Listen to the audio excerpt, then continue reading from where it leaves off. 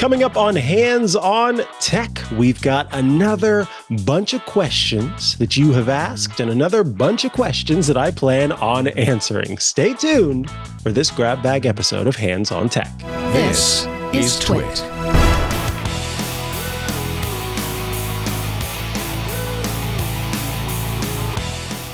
Welcome back to Hands on Tech, or welcome to Hands on Tech if it is your first time tuning in. This is the show where we combine gadget reviews and Q&As together in one package. This is the opportunity for you to send questions out into the world, hot@twit.tv, and have them hopefully answered by me, Mikah Sargent. You will also see on this show some great actual reviews of gadgets and gizmos that I will be checking out over time. And occasionally you'll see a guest stop by to give us answers to questions that are within their realm of expertise. So particularly difficult home theater questions might go the way of Scott Wilkinson. Questions about photography could make their way into Chris Marquardt's realm, etc., etc., etc. But without further ado, I think we should get going on today's episode. And today we are kicking things off with a question that comes from our friend, well, we hope so at least, Dustin. Dustin writes in and says, I have been using an old Mac Mini as a local Plex server, Time Machine Target, and Apple Content Cache for my home. Well, it died on me after years of running 24/7. I could fix it, but I think for something that's 13 years old, I should move on. I'm now in the market for a NAS, that's network attached storage, and would like to spend under $250 USD, which can do all of those things. I've got my eyes on three at the moment. The Synology Disk Station 120J, which is a one-bay station. The Buffalo Link Station 210, which is 2 terabytes, and the WD MyCloud Home, which is 4 terabytes. Dustin asks, what are your thoughts on these, and do you have any other suggestions? Okay, so let's talk about this.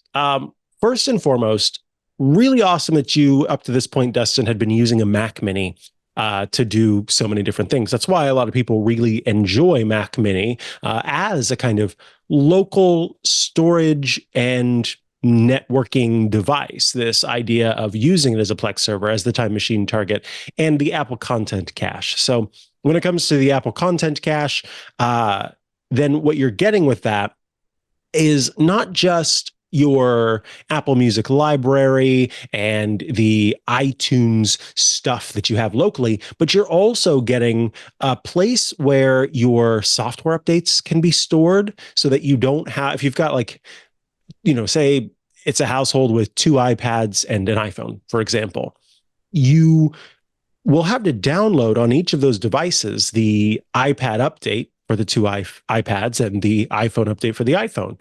But now you've got, your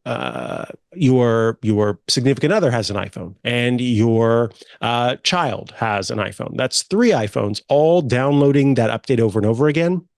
If you set up content caching, then that Mac device can serve as the place that holds those updates and makes it available on the local network so they don't have to continue to be re-downloaded. But let's talk about your question in particular. You said that you are in the market for network attached storage and you have your eye on 3 that don't cost too much money. Here's the thing that I'm going to tell you first and foremost. It is 100% worth budgeting for a 2-disk device. If you're going to be going with network attached storage that is truly a NAS, this purpose-built device that serves as a means of keeping your system backed up, I beg of you to go the 2-disk route. If you get 1 disk, what you're risking is data loss to the extreme. There are multiple means of a sort of data recovery that exists on a device like a computer on a laptop or your desktop device. With network attached storage, with the way that it works and what it's supposed to do, and in some cases the subpar cooling aspects of it, given the desire to have devices that are kind of small, compact, and fit in places. We sometimes put them in places where they don't get as much air, which is not usually the case for something like a laptop or a desktop machine that we kind of have out and about. You're running the risk of that disk dying and losing data. And even if you could reclaim that data, it may require the cost that is equivalent to have purchased a 2 or 3 or 4 bay station in the first place. I should say a 2 or a 4 bay station in the first place. So if you can convince the part of your brain that is keeping you from wanting to spend too much money on a network attached storage, that it is worth spending money on network attached storage that is at the very least a 2 bay system, then that is what I'm going to recommend to you. Now, if Leo were here, he, in this next part, I think would disagree with me. And that's what's beautiful about this, is Leo's not here. It's just me. So I get to say this to you. I think that it's important to be mindful that everybody's budgets are different. And it is very easy for those of us who are able to make more expensive purchases to kind of lose sight of the fact that not everybody can make these more expensive purchases, and that sometimes we have to make compromises. And so when I say what I'm about to say, that is with that understanding in mind, that sometimes we have to make compromises. It's easy for, me to say, do not get anything but the QNAP, the QNAP, or the Synology network attached storage. Those, I understand, they are more costly. And frankly, WD makes network attached storage that is more budget friendly. So what I'm going to say is this: I have used WD MyCloud devices in the past. And while there have been, over time, issues with the security around WD MyCloud devices, if you don't plan on accessing your WD MyCloud device while you're outside of your home, if you plan on just using it as an in-home system, as that local Plex server, as, that time machine target, as the content cache, then I have found that the WD MyCloud devices are quite robust, are easier to set up than some of the other options, and are okay for a person who is not able to afford something that is more expensive. So I know that is a potential hot take for some folks, because they would say, if you can't get a Synology or you can't get a QNAP, then you do not need to get anything because anything else is bad. It's not. It's an okay compromise to make, as long as you are mindful of the fact that that WD's MyCloud devices have had some security issues in the past when it came to the cloud components of those systems. And I mean that in the sense of external access to the system. So if you're outside of your home and you've set it up that you can access your MyCloud stuff, that is where those security implications were at the time. However, updating the firmware regularly, making sure that you have those updates installed, that the system is good to go, that you have set up your port forwarding and all of that accurately, then you're also mitigating the issues there as well. So, Dustin, I see that you have Synology on the list, but again, it's a 1-bay option. And given that, you're not having anything to keep that drive, the data on that drive safe. So I really recommend spending money on having 2 disks. But again, I have to go back to the thing that I said before about being mindful of the fact that some people are not able to squeeze out the extra money that it takes to do that. And I want to give you a solution that exists in your world, right? And so in that sense, if you're going to go with a 1-disk, I should say, solution, at the very least, I recommend that you use something like Backblaze or another third-party cloud backup solution that will actually back up your disks as well, your network attached storage as well, so that even if you don't have a local backup of that device, that at least it's being saved to the cloud regularly. So once again, I know that this is going to result in some interesting emails that I'll be getting from folks who are saying, never should you recommend this. But I'm trying to meet you, Dustin, where you are.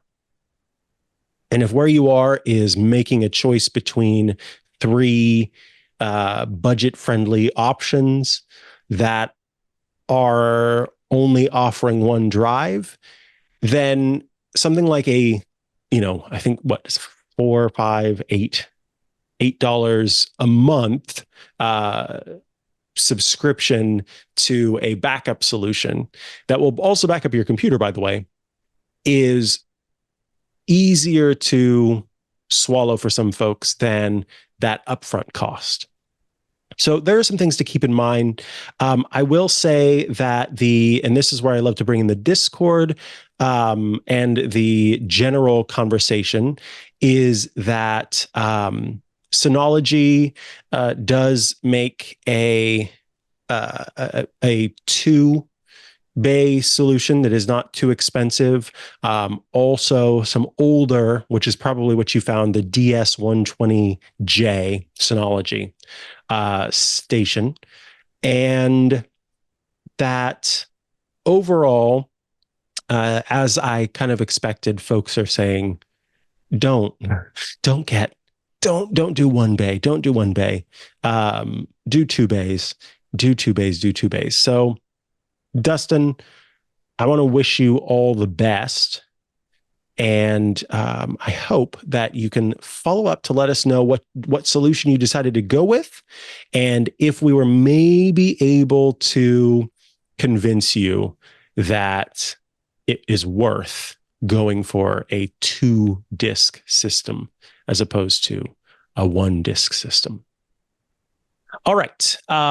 Dustin, I honestly thought that question was going to take just a little bit of time, but it appears that there was lots to say about your potential solutions. So let's go ahead and take a quick break before we come back with more questions in this episode of Hands on Tech. I would like to tell you about BetterHelp, who are bringing you this episode of Hands on Tech. Question for you. What is something that you would love to learn? Maybe it's, gardening. You know a couple of things about gardening, but what you'd really like to know is how to make those giant watermelons and pumpkins that win at the state fair. Or maybe it's a new language. I certainly would love to learn a new language. Or maybe how you can finally beat your best friend in pickleball. Wouldn't that be nice? You've been playing for ages at this point, and you keep losing.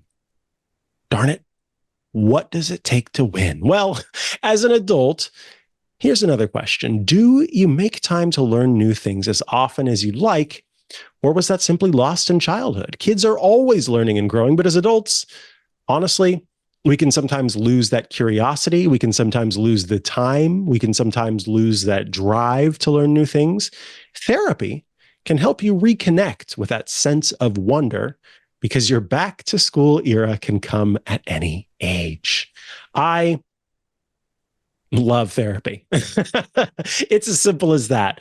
Therapy has helped with a huge amount of self-discovery that was necessary for the sake of not repeating old patterns after acknowledging and discovering those patterns in the first place. And it is an ongoing process. It is something that you have to regularly check in on and continue to work on. And the way that you do that is with therapy. And I've been doing online therapy for years at this point, and it has made more of an impact, frankly, than in-person therapy did in the past. If you're thinking of starting therapy, you might give BetterHelp a try. It's entirely online. It's designed to be convenient, to be flexible, to be suited to your schedule. All you do is fill out a brief questionnaire, and then you will get matched with a licensed therapist. And you can switch therapists anytime for no additional charge. Rediscover your curiosity with BetterHelp. Visit betterhelp.com/ATG, and yes, we do mean ATG, today to get 10% off your first month. That's BetterHelp, HELP.com/ATG. And we thank BetterHelp for sponsoring this week's episode of Hands on Tech. All right, moving along, our next question comes in from Paul. Paul writes in and says, I just purchased a Vizio V-Series 5.1 soundbar, and I'm trying to get it to connect to my TCL TV and Roku streaming device. The soundbar only has one HDMI port, which is listed as ARC. The Roku device also only has one HDMI port. The TCL TV has 3 HDMI ports, and one is listed as ARC. I can only seem to get picture and no sound. How in the world do I set this up? So there are a couple of things to keep in mind when it comes to using HDMI, using ARC, and using all of this stuff together. The first thing that you need to keep in mind is that the best thing you can do for yourself is make sure all of your HDMI cables are the latest, most updated version. There have been a number of times where we've been asked questions regarding ARC in the first place. And by the way, that stands for Audio Return Channel, and HDMI questions. And both Leo and I have suggested the purchase of some HDMI cables. We recommend the Cable Matters ultra high-speed HDMI certified cables. You can get a 3-pack of these for $22 on Amazon. We'll include a link to that in the show notes that I will share with our wonderful producer and technical director, John. And with these cables, you are able to make sure that you're that your cables are just on the latest version, that there's nothing wrong with them, et cetera, et cetera, et cetera, because sometimes that can be a factor. But let's talk about how this stuff gets set up. So when it comes to a soundbar, if you're using the soundbar as just the speaker device, if it is not being used as the HDMI switcher, which is the case in this case with the soundbar that you've purchased, you are running a cable between your television and the soundbar. The soundbar has that ARC port on it, the one HDMI ARC port. And you need to put an HDMI cable in there, of course, power to that soundbar. And then you need to run that cable to the port on your television that is marked ARC, which I believe is usually the 3rd port on a TCL TV. Then you need to go into the settings for your television, and you need to look at the HDMI CEC options and see if the if the soundbar shows up in there. If it doesn't, you'll find a rescan option, and you want to have that pop up. Now, folks will say, okay, but HDMI CEC is for kind of controlling the two devices. That is true, but I found that making sure that those two things are paired that way is helpful going forward, because then the television and the soundbar can turn on at the same time, and so you're not troubleshooting, oh, do I even have the soundbar on at all in the first place? Once you've got the television recognizing the soundbar with HDMI CEC, then you need to make sure that the sound settings, again on the television, are set so that the sound is not coming out of the speakers on the television, but is set to come out of the soundbar. After that, you need to plug in your Roku device into port 1 or port 2 on your TCL TV. When you plug it into port 1 or port 2, you will be presented with an option to switch the input to that. If you're not presented with that option, go ahead and switch the input to that device. Now, on your remote, you need to hit the little asterisk to bring up the settings, because each of the inputs has their own set of settings whenever it comes to a TCL television. On your unique settings for that input, you'll also want to make sure that the sound is selected so that it's going to play over that soundbar. At this point, you should be able to play something on the Roku television and have it come out of the HDMI eARC connected Vizio soundbar. If you're still not hearing anything, then you need to go and make sure that the Roku device that you have, that its settings are set to the proper output for sound. This is the thing, is that this should happen automatically, but sometimes one spot, if this doesn't happen, then the whole system kind of fails. It's very frustrating in that way. But once that has also been set to the proper setting, then you should be good to go. If after that it's still not working, then you should look into your Vizio manual for the soundbar and see what settings options you have there, because it could be that the sound sort of profile that is selected and the sound format is not properly set for your television, in which case you'll need to make a change there.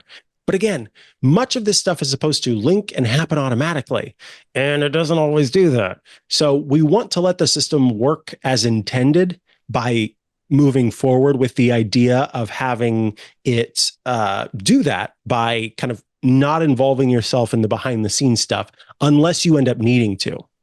Now, in the chat, there were some recommendations. This is, again, not the meet you where you are recommendation of this is the purchase that I've made and this is how I need help. But there were suggestions that in the future, if you were to invest, Paul, in a soundbar, it may be worth getting a soundbar that does all of the input switching on the soundbar as opposed to on the television. And so the soundbar serves as kind of the root system, and the television at that point just acts as a display. The television isn't the one that's in charge of routing the audio and the video. It's just like plugging an external display into your computer, for example. In this case, your computer, so to speak, is the soundbar. That is what's in charge of routing the audio to itself from the Roku device that you've plugged into it, routing the video out to the television. And then, of course, because it's plugged into eARC in the television knows to send the audio back the other way into the soundbar if you're watching something on your television itself, if you have a smart TV. So in the future, again, if you were to make an investment in another soundbar, you would get one that has a switcher. But again, meeting you where you are with the device that you have, ultimately, it's just about making sure that you have it set up correctly. So HDMI cable into the back of the soundbar that goes into the third port on the TCL Roku TV, or whichever one on your TV is marked HDMI eARC or eARC in some cases. Roku gets plugged in to one of the other ports there on the television.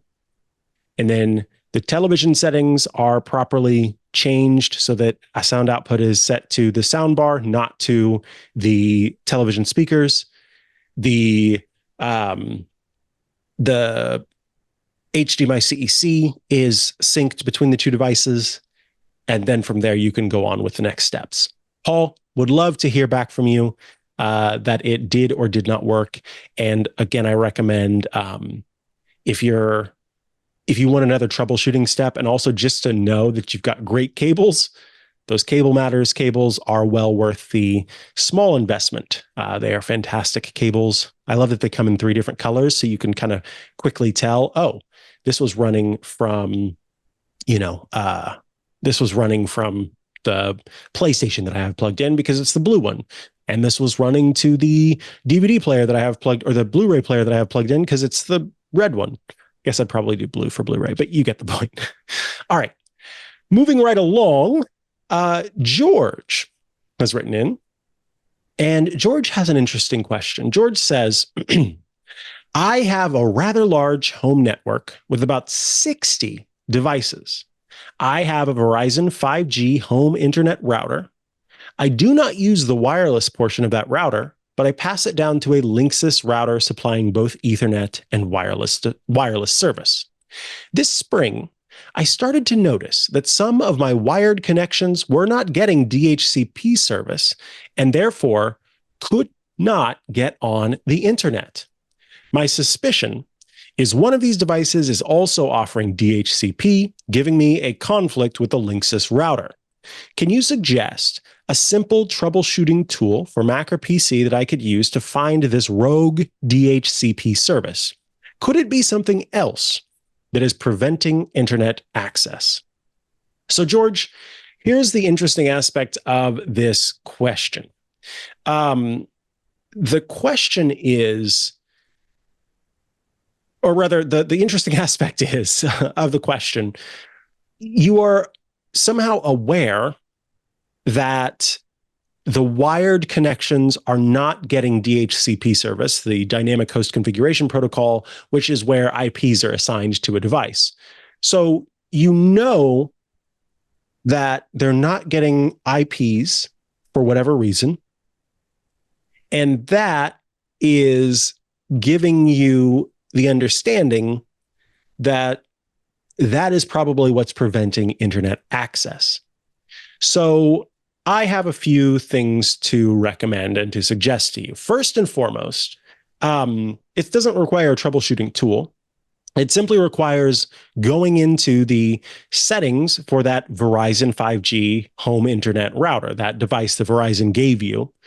Go into the control panel and look to make sure that DHCP is turned off for that device, that it is not assigning IPs since you have the Linksys doing the DHCP service. If that is the case, then you know that you're good to go there. It's not trying to have them both double netting, as it were. It is not having them both trying to assign IPs to your devices. Go into your Linksys router, and as was suggested, it is always a good idea to make sure that the firmware is updated on your router itself, because that can be an issue. Originally, I was going to suggest that the IP pool was running low or running near empty, but you said it was just 60 devices. And so you should have more IPs available. However, I'm going to say that one more time. However, there's something that I discovered lately. And there's this new fangled concept of routers assigning IP addresses to devices based on, of course, the MAC address. This is not the new part yet. This is all still normal. And then automatically locking those in as static addresses. So, for example, if I were to connect with a camera connect a camera to my Wi-Fi router, right? It's going to give it its own address, 192.168. Blah blah blah blah blah. I use 10.0, but that doesn't matter. So let's just say you have 192.168. Blah blah blah blah. And in the router settings, it looks and it finds the MAC address for that camera, and it kind of pairs those up, and it keeps it in a list. And then if that camera ever gets disconnected and it reconnects, it sees the MAC address, the sort of name, or let's go with social security number of that camera. And it looks in its list and it says, oh yeah, I remember you. Here's that IP that you had. And it keeps it there. And that is what a static IP is, that the IP, it's not that the camera disconnects and then reconnects and it just finds a new IP to give it, but instead it remembers it from before and reconnects that IP to it. Here is the problem with this new thing that I've seen where routers are automatically assigning IPs that remain static over time, is that at the same time this is happening, many modern devices are also introducing a new technology in the Wi-Fi connectivity where the MAC address changes over time. And not only does it change over time, but when you first connect, it will give it essentially a false MAC address that is unique to that device. So for a while, what Apple was doing, this is an iPhone, for example, is there was this sort of firmware, sort of hardware address that was actually the MAC address of the chip that's built into the iPhone. In software, it would give it a fake MAC address that when my router connected to it, that was what it knew its name as. That's what it knew its social security number was. It wasn't the real one. It was a fake one. And then every time my phone connected to that or to others, it was this fake MAC address.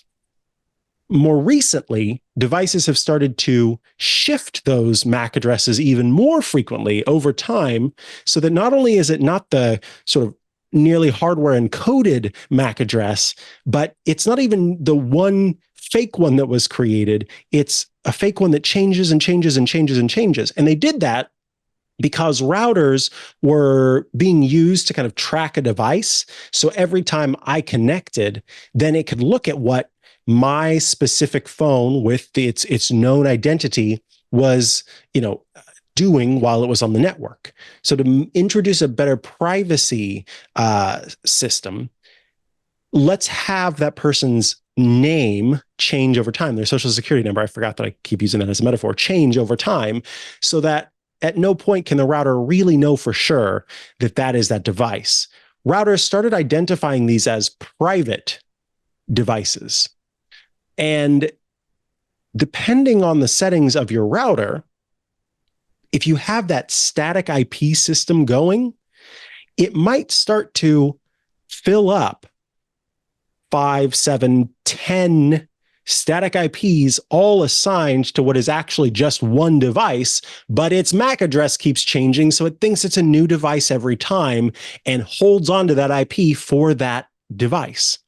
So it is possible that with 60 devices that are truly 60 individual devices, if 5 of those are iPhones, iPads, Macs that all are able to do this dynamic shifting of the MAC address, that you are running out of locations, IP addresses in that DHCP pool. At which point you would need to change your, the subnet mask and the range of IP addresses. So that is where, and this is a great point that Wizardling points out, you can also tell your router that it needs to release unused IPs more regularly. basically what I did was on my router, I went in and said, stop automatically assigning static IPs. I will assign static IPs. Thank you very much. And that made it so that the ones that I now do have available will get released back into the system, while the ones that it had already built, I was okay with it kind of keeping as static. But anything that gets added from this point on, it'll hold on to that IP address for a while, but it's going to release it back into the wild. So let me read a few of the suggestions here. Folks are suggesting that it could be that that even if if there's still a lot of IPs available in the pool, that at 60 devices, it's starting to, run rampant with the system, overloading the system. It would depend on how old your Linksys router actually is. If it's a newer router, don't know if that's too much of an issue, but it is worth perhaps, lots of places, Costco, many of the big box stores like Best Buy, Amazon, they all have great return policies. And so you could temporarily invest in a new router just to see if that improves the issues that you're having, at which point then you would just keep it. But if that doesn't improve the issue, then you could return it knowing that there's something else going on. So as I like to do, reviewing on what we've just talked about, George, first and foremost, head into the settings for the Verizon 5G home internet router. Make sure DHCP is turned off for that. You sound, based on what you've said to me, your knowledge of networking is sophisticated enough to have probably done that. But I just want to make sure that, maybe that's something that you overlooked because you were working on, the Linksys that's down the route. After you've done that, make sure that the Linksys firmware is up to date. After you've done that, make sure that the Linksys firmware that is up to date does not have automatically assigned static IPs turned on. I'm still very frustrated about that. And then consider growing the pool of your available IPs. Again, if everything up to that point doesn't solve the issue. I will be the first to say that I am terrible when it comes to knowing what the values are for the different areas to increase or decrease the DHCP like IP pool. So that is where you would want to talk to the internet, or perhaps talk to someone in the live chat or in one of our club TWiT groups, because I am, again, awful at that. There are also little kind of like calculators online that can help you out with that. But to know which values to type in to make your IP pool a little bit bigger, sometimes it's like, I'll think that I understand it, and then I'll type something in, and suddenly it's like, oh yeah, that only has 3 IPs in the whole pool that you can use. And I'm like, that makes no sense. Let me just calm down. It's like worse than trigonometry, I swear. Somebody's out there laughing right now, like, Mikah, it's not that hard. Anyway, so there's the suggestion for that. And then at my last little tip there was maybe consider trying a newer router if you have an older one and seeing if it's going to work. George, thank you for that question. That was a lot of fun to talk about, frankly, and I appreciate it. All right. Our last question for today, and by the way, live stream, I am very much thankful to you all for being here as part of the conversation today. This has been a lot of fun seeing the answers that you all have.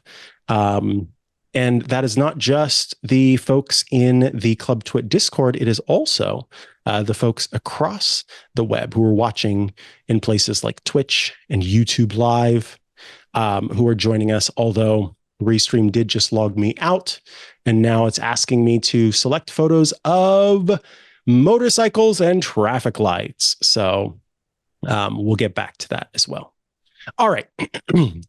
The last question comes in from David. David writes, I currently have an iPhone 14 Pro Max, and my contract is ending in September. Hey, it is September. It's on a lease program with Rogers in Canada called Upfront Edge, which at the end of my contract, I have to hand in my current phone and get a new iPhone, which I don't have to pay anything for. Well, just the monthly payment of around $40 to $60. Have you heard of this? And do you think it's a good deal? I have heard of this, and I think for some folks, it is a very good deal. So let's talk about this, because these plans are available in Canada, as it is for you, in the UK, in the United States, and elsewhere. Many of the carriers provide this option. And I actually used to use this as a person who at the time had to pay for my own iPhone, who wanted to get the latest iPhone at all times to make sure that I had the latest iPhone and could talk about it on shows that I did, et cetera, et cetera. So before I worked at TWiT, basically. And what you would do is at the end of your leasing period, you'd send the iPhone in, and then you'd get the new one. The one issue that many folks have had with this, and I think that it has improved over time. I will say that it has improved over time based on the fact that some of my good friends, including my co-host for Clockwise and a regular guest on the TWiT network, Dan Morin, he also uses this program. It used to be that doing so, using one of these programs where you send in the iPhone and you get the latest one and you're just paying a monthly payment for all of the rest of time. Well, you have the choice. You can either keep paying for the rest of time, or you, at the end of your contract, can just continue paying for the current device and like pay it off after that point. Ran into an issue where on iPhone upgrade day, it was difficult to get the iPhone on launch day, because the system for sending it in and getting the new one was a little bit more complicated than the standard of just buying it outright or buying it as part of a 2-year contract, the classic 2-year contract for carriers. Now, I have heard that things have improved over time, and that it is just as simple to upgrade on day dot than you can with these kind of more standard options of paying for it outright or doing the 2-year carrier update. But as far as it being a good deal, I think that's going to depend on the specifics of your program, because a good deal means different things to different people. For some people, a good deal means spending less money. For some people, a good deal means being able to always have the newest phone. And that can differ depending on which plan your carrier offers and which, what is given as part of that. So for some people, these plans are not every year. They're every year and a half or every 2 years. So you don't always get the newest iPhone whenever you're done with your current one. In that way, that might not be a good deal for some people who want to have the latest phone. It sounds, David, like your plan is a 1-year plan, so you always do get the latest phone. And if that is a deal to you at the $40 to $60, then yeah, that's a great deal. Especially because, as is the case with, again, my pal Dan, he was talking about how he has gone caseless with his iPhone, but he can do that knowing that at the end of a year, he sends it in and he gets a new one. So if a few scratches and stuff make their way onto the device, then it's not a big deal. It's different if the phone gets cracked or something like that, then those things have to be repaired. But if you want to make sure that you've got the latest and greatest, and you just kind of want to continue to pay one specific price, and if it means that at this point they've got all of the issues ironed out where you can definitely get the phone on day dot, it's a great deal. So it's going to depend on what you're after. Some people want to pay outright so they don't have a monthly payment because they have enough of those already. Some people want to keep doing what they've always done, so the classic option makes more sense to them. Some people want to own their devices at the end. So if yours doesn't offer that option of, let me just continue to pay on this and then I'll be able to pay it off and it's mine, those all play a role in what makes for a good deal. So David, sounds like for you, this works, and I'm happy that that is the case. There are quite a few awesome conversations going on in the Club TWiT Discord right now regarding some of the questions that we've had. And that's been one of my favorite things about this show, is that it opens up more discussion, more conversations, more questions in some cases, but always ends in someone getting the help that they need or getting the starting point to getting the help that they need. That's what I love about this show, or I should say this format, because of course this was Ask the Tech Guys before. So thank you all for either tuning in, for contributing, for being part of this. Remember, you can send in your questions, hot@twit.tv. You can also send those to atg@twit.tv. Again, I would prefer that you send them to HOT, but I can understand if you forget at the time. Thank you so much for tuning in to the show. And I will be back again next week with another episode of Hands on Tech. Bye-bye.